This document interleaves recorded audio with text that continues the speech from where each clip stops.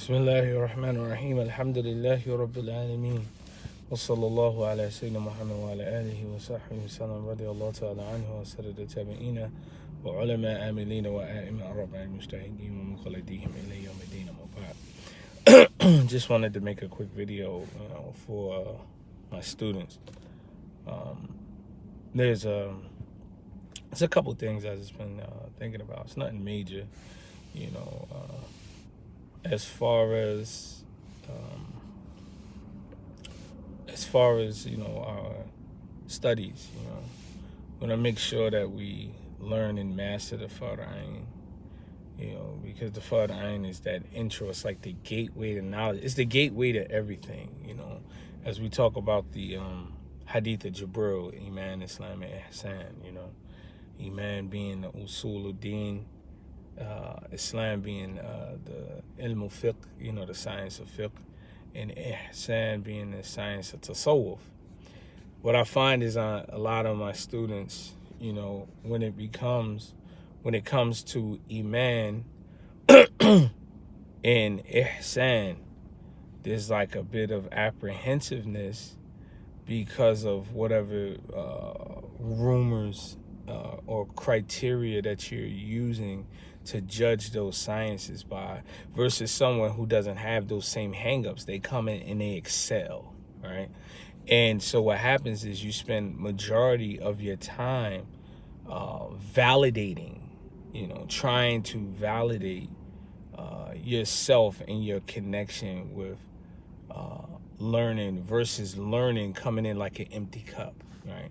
And this is how you have to look at yourself with regards to knowledge as a student. You have to come in as an empty cup, and whatever your sheikh is pouring into you, that is what you're filling yourself up with, versus you coming in with a cup and you're already full, and your sheikh pours in. What happens is you just have an overflow. You just have an overflow, and so you don't really benefit from what's being poured into your cup. Come as an empty cup, right? Don't come in worrying about the Ashari versus the Salafi, Ashari versus Maturidi. Just come in and learn Usuluddin. What happens is that you will learn from a whole nother perspective, right? You'll learn as time progresses. One of the assignments that's to come for my more advanced students that's in the Miratul Tulab class, is you're gonna have to develop a research paper on who Imam Ashari is, and you'll start to see where the slander comes in, and you'll start to see, the lies attributed to him, and so on and so forth, and do a little explanation on Imam Maturidi, Abu Mansur Maturidi, so you'll know. Then you'll start to understand that there's madhahibs, alaykum salam to madhabs for Aqidah. You'll start to understand that, in which most people who argue Aqidah, they don't even understand that as well. Things have to take its natural place. Aqidah isn't a science made to replace the Quran. All of these sciences that we study are centered and based, is Quran based. It's Rasulullah Sallallahu Alaihi Wasallam based, right? It's not something where you're separating, taking the two and separating the two, because our minds, being that we're Americans, we naturally have a segmented or a separate way of thinking, right? Like for instance, why there's not a lot of emphasis on Islam over kufr, right? When I'm talking about kufr, I'm talking about a system, okay? Because our mind is set, Even when, if you as a Muslim believe that there's an option to eat haram meat as an option because of blah, blah, then therefore you have a secular mind state, The Muslim mind is like, okay, Well, I can't eat the chicken. Fine, you know, maybe they got fish. Maybe they just got rice. Maybe you'll narrow it down. Versus a secular way of thinking, we'll say, well, you know what, this meat isn't halal, but we in a Christian country, so Bismillah and eat. That's how a secular mind think. A Muslim mind is like, okay, do process elimination. All right, we ain't got no meat, so we'll eat rice. We'll eat rice and beans. We'll eat vegetables. We'll, you know, they find a way and they start to, you know, take it down, you know, as because the ultimate goal is to, you know, be in the graces with Allah subhanahu wa ta'ala, so that you'll receive Jannah as a reward. So, you know, I just wanted to make this little video just to kind of like emphasize on that, is that you have to kind of abandon that criteria that you have set up. It's usually, the problem is usually the people who's already been Muslim and you've been stained by, you know, the other side, you know. And then sometimes, and then what happens also when you've been on that other side, when it comes to tasawwuf, you know, you will critique Sufism based on their smear campaign, and then you do see those things, those blame. There's things that people who claim to be Sufi practice today that even the Sufis of the old was calling it a bid'ah way back then. It has nothing to do with Salafi or anything. And so then what happens is, because you have such an endearment and a connection with Sheikh Fawzan and all these people, you know, you'll be like, oh my gosh, you know, the Sheikh was on the hawk the whole time. Versus seeing it for what it is. This has been something that was argued from the ulama of the past, from Ahl Sunnah, and not so much Salafiyah. They just carry on the legacy, and they look like the champions of the truth. Versus today's contemporary modern day Sufis, everything is cool with them, you know.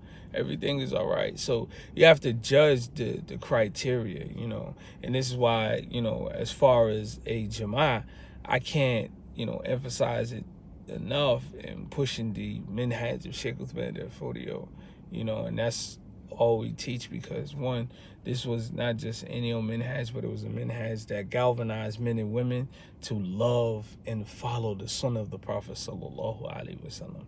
And as a result, Allah rewarded the men and women with multiple things, you know.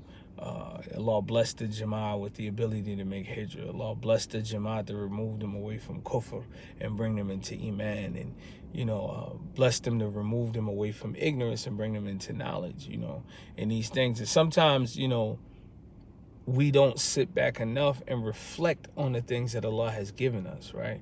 Especially as a community, we don't look at it. Sometimes we take it for granted. We look at it like, yo, we don't have this and we don't have that and we don't have this, versus, you know, looking at those things that Allah has given us and working towards removing those things and acquiring those things that we don't have, looking forward and moving forward to getting those things that we don't have. So, you know, I can't emphasize it enough. You know, you got assignments. Some of you guys haven't turned them in. You need to get on those. Those assignments really isn't, it's really not so much so, because me, myself, and what I've learned from, you know, from others, it's not really so much so the emphasis of certification or certificates of completion, but it's more so about understanding, having fahim, you know, understanding. And, you know, like the Prophet sallallahu alaihi wasallam reported have said in a hadith narrated on behalf of Muawiyah, well, Allah Ta'ala, where the Prophet sallallahu alaihi wasallam said, "Man yuridullahi bi khair." When Allah wants good for you, yafaqahu fid deen. He gives you understanding of the deen. And so when, you know, as, you know, me as your teacher, and I'm giving you this assignment to, you know, to write, you know, or answer these questions and so on and so forth, it's not so to put in a grade. Get that Western mind state out of your mind, that, you know, what that public school thinking. No. Secondly, this isn't no child left behind type of program. You know, you have to put in mujahida, you know, you have to put in some work, right? You have to put in some work in order to acquire knowledge. And, you know, and many of us are giving up and losing that battle. You know, it's like, oh, I'm sleepy. Okay. All right. You know, throw away class. You know, class is going to have to wait. I worked all week, I'm tired, class just gotta wait. No, you have to make time for knowledge. It's part of the mujahida. How do you expect to get the reward for it? If there's no struggle in acquiring the knowledge, it's really not the type of knowledge that you need. There's always a struggle, connected with it. Like Ustad Ahmed, he at one point a time when our teacher was here, our teacher was in Delaware, he would, he cut his hours of work, in order to go accumulate the Arabic language, and he would come back and share it with us while we would work, and so on and so forth. We worked out a thing, y'all should utilize and take advantage, whenever he's doing an Arabic class, because, well, also, amongst, you have to recognize the, people for who they are. I got some of my students that are up and coming, and in the future, near future, we'll put them in the forefront, to do a little teaching. Hopefully we can escape the Negro psychosis, necrosis, pathology of, okay, the sheikh allowed me to teach, now I'm the man, and then they break off, because a lot of people I've trained in the past, they just broke off and try to do their own thing, and then now they back at a brick wall because now they ain't doing anything, the Prophet ﷺ and Allah Ta'ala and Allah says, Yadullahu fawqa jama'ah, the mercy of Allah Ta'ala is with the jama'ah, so, some of us, we haven't, and a lot of it is because of our abandonment of the science of tasawwuf, hubbul jah, love of leadership, and so on and so forth, these things. So, either one or two things happen. Either when, either they, move up in the ranks, and then they start smelling themselves and they break off. Right, they'll just break off like saying, "Hey, I'm gonna go do my own thing." They'll create a problem, right? Or, or the other thing is that, they get this thing, and then some people, they just keep it to themselves, and then you have people who feel like, I should acknowledge them, and then they don't get the acknowledgement in that, that certain area, and then they be like, man, I ain't really trying to deal with them because, really I have the ability to be this great alim, and he knows that, and he just hating on me, and so on and so forth.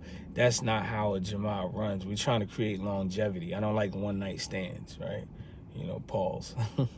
Like one night stands. I'm not just trying to love you for the night. We're trying to love each other forever, inshallah, where we could be neighbors in Jannah, where we can sit back and reflect and build memories and reminisce on our acquisition of knowledge and our spreading of knowledge, and so on and so forth. So with that, inshallah, I just wanted to leave a couple words. And last thing, my Arabic students, you guys are doing good. Keep striving. It's not that many of you guys, but keep it going. I'm really proud of y'all accomplishments. Inshallah, probably within the next 12 months, you guys will probably be like shining stars, May Allah Ta'ala reward you all. Barakallahu feekum. Assalamu alaikum wa rahmatullahi wa barakatuh.